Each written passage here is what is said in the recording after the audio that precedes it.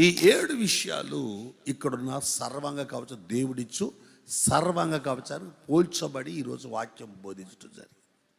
ఈ 7 విషయాలు నువ్వు ధరించుకుంటే ఖచ్చితంగా సిలువ వేయబడిన క్రీస్తుని నువ్వు వింటున్నావు అని అర్థం.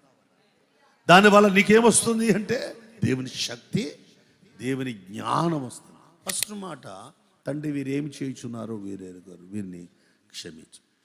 అంటే సిలువలో పలికిన యేసు రక్తం, ఆ రక్తం అంటే దేని బిడ్డ వాక్యం అనే రక్తం. వాక్యమే కదా రక్తం, రక్తమే ప్రాణం, ప్రాణమే వాక్యం. ఆ వాక్యమే కదా ఆయన శరీరధారికి వచ్చినాడు. కాబట్టి వాక్యం అనగా సత్యం. యోహాను సువార్త 17:17లో వాక్యం అనగా సత్యం.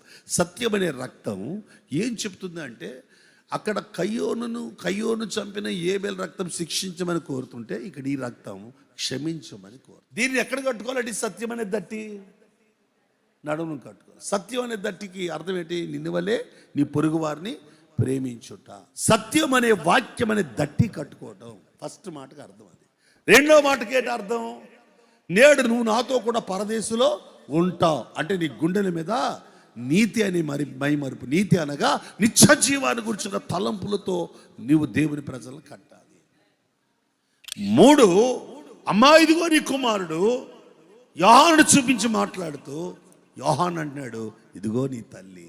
అంటే దేని బిడ్డారా, ఒకరిని ఒకరు సమాధానపరుస్తుంది. నేను చిల్లు మీద విరాలాడుతున్నాడు, నా బ్రతికే బాగోలేదు, ఎదటివాడు ఏమవుతే ఏంటని కాకుండా తల్లి ప్రేమను కుమారుని ప్రేమను తల్లికి చూపించే సమాధాన సంబంధమైన సువార్తతో ప్రజలను ప్రభు తట్టు మళ్ళించటం. 4వదిగా ఏలి హేలి లామా సబక్తాని, నా దేవా నా చెయ్యి విడనాడితివే.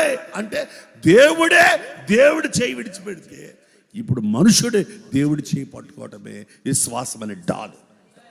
సాతానేసే ప్రతి అగ్నిభారం ఎదిరించటం.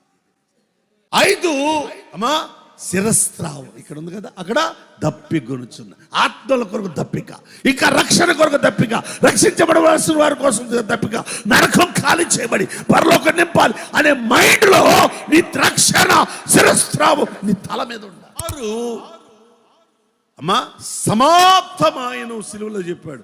నీ జీవితంలో ఏదైనా విజయం వాక్యం ద్వారానే. 7, నా ఆత్మని నీకు అప్పగిస్తున్నా తండ్రి.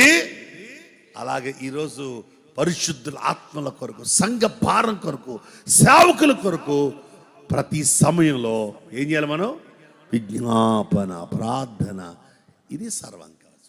ఎవరిచ్చారు ఇది? దేవుడు. క్రీస్తు శిలువ.